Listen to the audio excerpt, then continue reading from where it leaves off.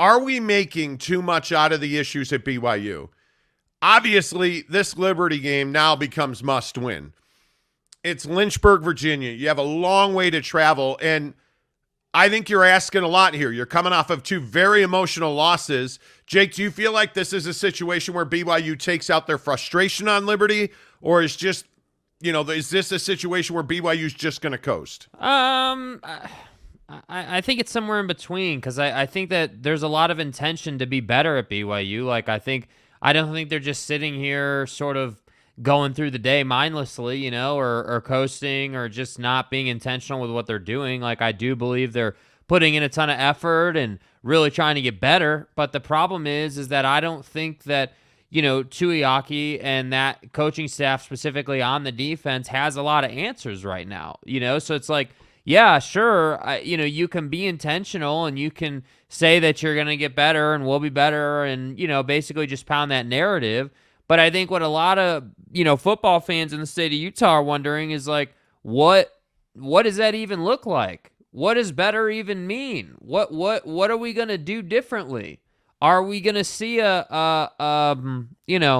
change in path from drop 8 and rush 3? Are we going to, what is it actually going to look like? Like, are we going to stop trying to rotate in all these guys, especially against teams that play really fast, So that's why I say, like, I don't, like, yes, they're frustrated. I don't think they're coasting, but I also don't think that they have a real good option to just fix what ails them. I don't think that there's a real good escape hatch here. And that, I think, is their problem. That's why I think you're not going to get some crazy change in path here with the defense, because there's just not one. And it sucks, but I think you can only do little things to help yourself, and hopefully they can do a better job at putting guys like, Bywater and Thule and all in the safeties, all these guys I always talk about. Hopefully they can put those guys in a better position to make plays. But the only way you can do that is either a different play caller, like we talked about yesterday on the show, or the scheme's got to get better with Tuiaki. So I don't know what that my point is, I don't know what getting better for BYU looks like right now. Schemers. Yeah. Schemers trying to control their little football team. Yeah. Honestly, I don't know what that looks like either, because I don't think any changes that you would make now are not going to be easy changes. That much is very clear. I think when you look inside of a program like BYU, I mean, you have Elisa Tuiaki and Kalani Sitake are very close friends.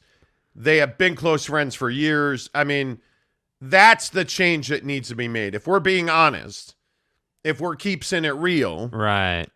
Elisa Tuiaki probably needs to not be calling plays this weekend.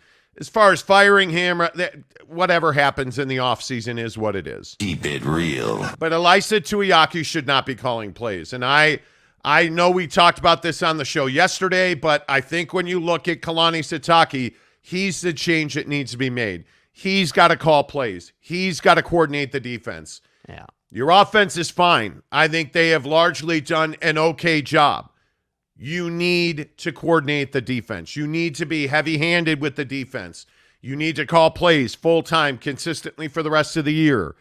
That, to me, is what you need to do. And I think you need to get after that recruiting ass. Like, you've got to go and you've got to find guys, because you're looking at a situation where you're just vastly untalented when compared to Notre Dame and Arkansas. Right. Yeah. So I think that talent gap really just puts on display the issues with play calling and scheme. Because again, I'm a huge believer that even if you're a team that is being out talented by the opposition, if you will, if the team you're playing has way more talent than you do, I'm still a big believer that if your scheme is good and you're on your assignment and you're playing good football mentally, that football is football in a sense where if you're in the right spot and you're in a position to make that tackle, then theoretically you should be able to make that play most of the time. I understand open field stuff. Okay, athleticism comes into play, but what I'm talking about is your middle linebacker in the A gap against their running back. Are we making too much of these issues? No, I don't think we're making too much. No, I don't think we're making too much of the issues, because if they weren't big issues, this would be what, a 6-win team, a 5-win team, but they're not a 5-win team. They're not a 6-win team. And so to me, the issue is that you should have beat Notre Dame. You should have gone and had a better showing against Oregon. You should have definitely had a better showing against Arkansas. There's not even, like, I've been looking at the tea leaves, the media, like what the masses are saying about this Arkansas game, and I haven't seen many people say that they felt like BYU shouldn't have won that game, that they felt like that BYU was just outclassed against Arkansas, because they weren't. That wasn't the issue. The issue was you could not stop the running game, and because you couldn't stop the running game against Oregon, against Notre Dame, against Arkansas, it puts you in a bad position. So, well, and I think the issue is you're starting to see the wear and tear on Kalani. Here's Kalani Sitake with what is, I don't know, awkward. Is awkward the way that you would put this exchange with a reporter? Kalani, you said earlier that you want to have the roles clearly defined. When you say that, has Elisa Tuiaki not been calling the plays this year? Is it more you or Ed Lamb? What's the roles that have been assigned to this defense in this season? You asking for this week or last week, or what are you specifically? You noted since day one. Yeah, I think what have been some of those changes? That's what I'm talking about, the details of the changes. I don't think I owe you guys an answer on that. That's program run, So there's a lot of things that are happening. I'm sorry.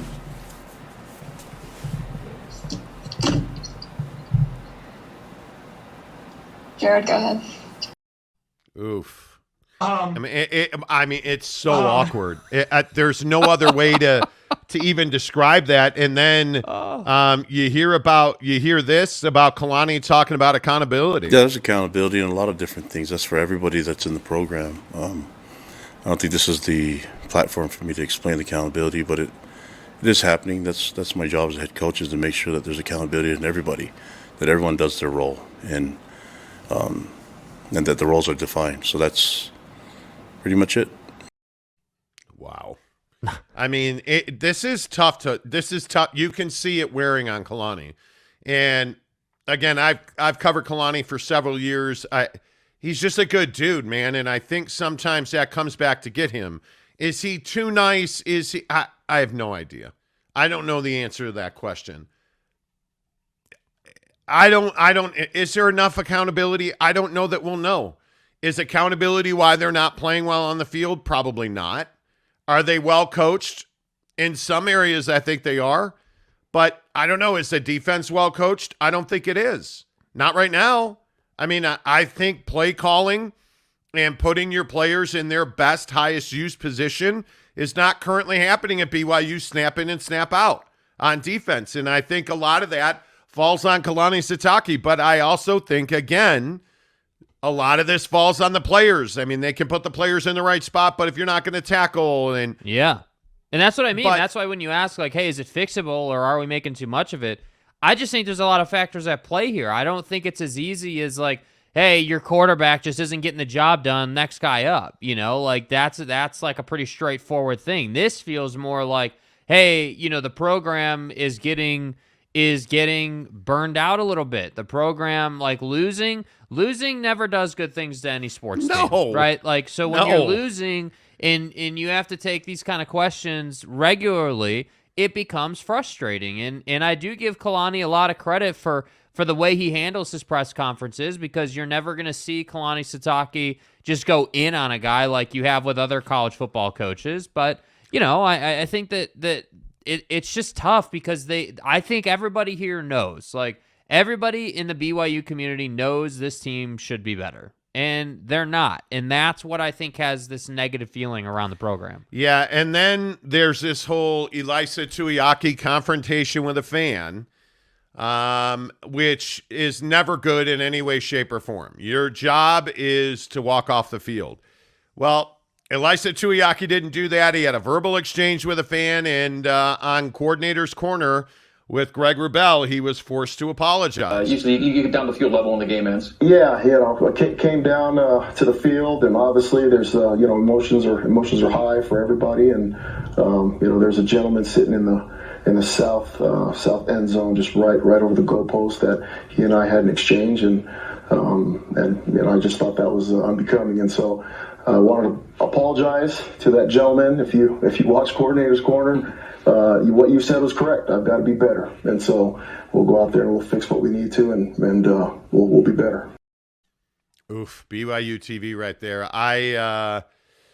I don't even know what you say about this. Is as uncomfortable and as awkward as I can ever remember BYU football being during Kalani's time as head coach. Facts. It just, something feels off, man. Like, and I don't know that there's ever been this much outcry. I mean, you have the performance against Arkansas. Mm-hmm. You give up 644 total yards. This is going to happen. Yeah, well, and I think that, after hearing that clip, like my first reaction was like, great, you're saying you're going to be better, but like, how are you going to be better? And I think that. But does Kalani owe us the answer to that question? Well, no, I'm saying I don't know that Kalani owes it to us, but like I think that Tuiaki there saying, hey, the fan was right, and I apologize, and yeah, I do need to be better, and we'll get better. I think I personally, but I think the masses are tired of hearing, hey, we're going to get better. I think what people want is they want Kalani to come out and say, yeah, I'm taking over play calling. And then they want to see how that pans out. Because that's where this is heading. I completely agree. Yeah, but he's never going to do that. Well, I mean, he's not going to do that publicly. I think there's a real good chance he's far more involved in the schematics and the X's and O's and the play calling on Saturday. Because I got to tell you, the other part of this is Liberty. I don't know how many people have seen this, but Hugh Freeze, the head coach at Liberty, I think has a pretty good idea that this game with BYU, it's a pretty big game for Liberty. For those of you who are lucky enough, and I said lucky enough, for those of you who are lucky enough to play in this game Saturday night, you're getting ready to make history. It is, without a doubt, the biggest home football game this program's ever had. I came to this school for moments like this. You came to this school for moments like this. Every hotel in town is sold out. The stadium is sold out. You'll be on national TV. It is a big game. You don't approach it any different as far as preparation, but there's no hiding from this fact, and you are lucky and fortunate if you get to prepare to play in it. And I want you to embrace that, but at the same time, you must earn it. First of all, you like when people say program instead of program. So Nick Saban is notorious for being like, yeah, we have a great program. It's not program, sir. It's program. Like, look, it's Missouri, not Missouri. It's East Carolina. And its program. I'm sure. That was amazing. I got to give Hugh Freeze a lot of credit. That's one of those, you knew what you were doing. You knew you were being taped. You knew. Right. You knew. Yeah. Hey, look here, man. But this also talks about the magnitude of BYU football. Yep. And I don't think he's wrong. This is the biggest home game in the history of Liberty football. Their stadium, I think, holds, 25,000? Mm-hmm. This is a big flipping deal. So it's Lynchburg, Virginia. Like, this is a big flipping deal. BYU's a 5-point favorite. This is a big flipping deal that you're not even a touchdown favorite at Liberty. Yeah. We'll see what happens. I don't know. I think it's going to be very interesting to see. This is a test of Kalani's character. This game right here is a test of Kalani's character. Plain and simple. BYU Football Talk on the Monty Show is presented by Barbecue Pit Stop, bbqpitstop.com. Make sure you find one of their 5 Utah locations: Logan, Layton, Lehigh, St. George. Hello to all of our friends in St. George. Always good to hear from you, as well as Salt Lake City and Murray. I can't say enough about the guys at Barbecue Pit Stop, bbqpitstop.com. They're just good guys to do business with. And the thing I'm really excited about, the weather is changing. Finally. It's changing. So the thing that I love so much is that cold air, that 35, 40-degree weather, and you fire up the smoker, and the smoke that comes out while it's priming the smoker, it's a little thicker. Yeah. It's a little more pungent. Has that better smell to it because the air is cold. Like the smoker in the wintertime, the smoker in fall, there's nothing better than that. Yep. I'm telling you right now, hook it up at Barbecue Pit Stop, bbqpitstop.com. Chat with them online. Order online. Have you gotten your asado seasoning yet? Why not? Asado and stuff. It's good. Is I guess where I would leave that. But find them online, barbecuepitstop.com. Tell them you heard about it on the Monty Show. Let's get your comments in here. Let's see. Hola Billy says, damn, sorry to hear that, Monty. I hate the dentist. It is. So if you're just tuning in, I broke a tooth over the weekend. And I have not been able to get into the dentist until today at 3:30. Right. And it's jagged. It is like sharp broken glass. Yeah. It's my back molar. So it's right on the fat part of my tongue. It's terrible. Wow. You're welcome. Wow. Hola Billy, good to see you. Good to see you. Eric and Raleigh says Alanis Morissette. Do you know who that is? Yeah, the singer. Uh-huh. Jagged little tooth. Thank you for that. What's up? Teddy Wayman, how the heck are you? Eric and Raleigh. Mike Chase says, good morning. I'm hoping BYU can only improve. Hopefully this was a wake-up they needed. Yeah, seriously. Eric and Raleigh, his usual positive self, says BYU's going down. Oh, hey, look, Steve Hambone. What's up, dude? Steve-O, where you been? He says, good morning, guys. I haven't watched your show for a while. It's good to be back. Welcome to basketball thanks, season. Steve. Seriously. Jesse Harsh says, listen, this coaching fiasco is bad, but I'm worried about our Big 12 future. That's supposed to be our Bama boy Conover. Is he good? Our returning wide receiver core will be elite. We'll find out. Jake can play. Yeah, I can. I mean, Jacob Conover can play. Oh, sorry. My bad. I thought you were talking about me. You're terrible. Thanks. You're not good. Thanks. Talking with Raphael podcast. On PBS Radio. Says, good morning, Casuals. Hola Billy says, Tuiaki and Scally been having a rough year. You ain't even joking. Yeah. You ain't even joking. You know. Jesse says, I mean, that was very awkward, Kalani. How good was that audio, though? Well, seriously, this is an exchange. If you're just tuning in, listen to this exchange between Kalani and a reporter. Kalani, you said earlier that you want to have the roles clearly defined. When you say that, has Elisa Tuiaki not been calling the plays this year? Is it more you or Ed Lamb? What's the roles that have been assigned to this defense in this season?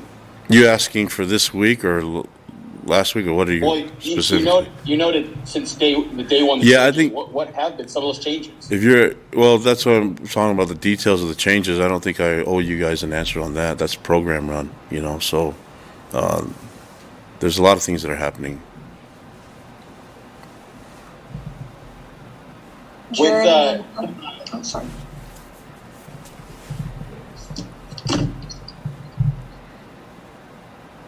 Jared, go ahead.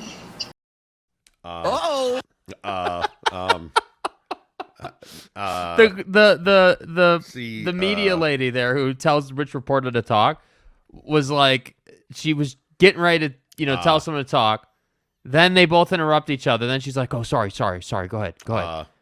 And then nobody says anything. You got the cricket sounder over here, can we get some crickets? No, that's not the crickets. That's not the crickets? That's not the crickets, no. I know it's not the crickets. There are the crickets. Yeah, that's what you get after that answer right there. We're just gonna chill out. Yeah, I don't owe you guys an apology. Yeah, why don't you shut up and ask a better question? Take that, you clap-having Jezebel! Amazingly awkward. But as Jesse Harsh points out, how good was that audio? I mean... Yeah, BYU doesn't struggle with audio. You know what I'm saying?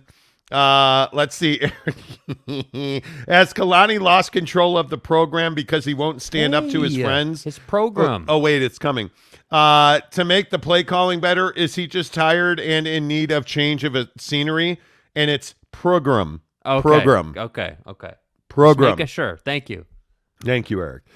He doesn't need to change the scenery. Damn it. I want chicken wings now. Dude, yes, you join the club. Yes. I want it. Yes, send them. Send them soon. What's up, Kurt Myers? Good to see you. Eric in Raleigh says, make sure to grab some flats for Jake. Wow. Exactly. Wow. Caleb Harrison in his yellow Utah Jazz jersey. He is the one singular person in the entire universe who thinks the yellow looks good. Doesn't make you feel responsible. You know, good job, Caleb. Way to make him bring out the yellows. San Diego State Aztec says, good morning, guys. Monty is finally going to get the crown that he deserves from his dentist. I hope they can save it. Again, if you're just tuning in, I broke the back molar on my tooths and stuff. Right. And it's like a jagged piece of glass. It's like a jagged piece of glass, and now I have little cuts on the side of my tongue, and it's miserable. It is miserable. Yeah. So I'm going Don't to the chew gum, dentist people. today. Don't chew gum. Yeah, so here's what happened. So this started about 6 weeks ago, I think. Right. We were at Maverick Center shooting some content, and we had been there. I'd been talking, and We were basically dying. yeah, I had like cotton mouth. Like, you know, like you just get, like your mouth is all dried out. And Yeah. so there was some bubble gum, like bazooka, those big pieces of bazooka bubble gum, just like sitting out. Well, yeah, I'm going to have one. And I bit down on it and it hurt. And I think it shook the molar and it had a filling in it. And so I think it broke the filling loose. And then this past weekend, we were at the break over here in Daybreak. And I don't remember, it was a nacho chip. I think a nacho chip. I bit into something. Might have been my sandwich. Whatever. I bit into something and it was like you know, you just get hit by electricity in your teeth. Right. And I reached back there and I could feel it jagged. I had my wife look at it and she's like, yeah, the filling's gone and the tooth is broken. Come on, man. Dude. So I'm hoping they can cap it. Yeah. That would be great. But my guess is they can't cap it. My guess is it's going away. You know, it is what it is. Caleb says, you guys were right. Positive note, BYU TV is on point. Crystal clear video and you can hear the questions being asked. Yep. You know. Caleb says the black one with the yellow number is going to be fire. The Jazz jersey.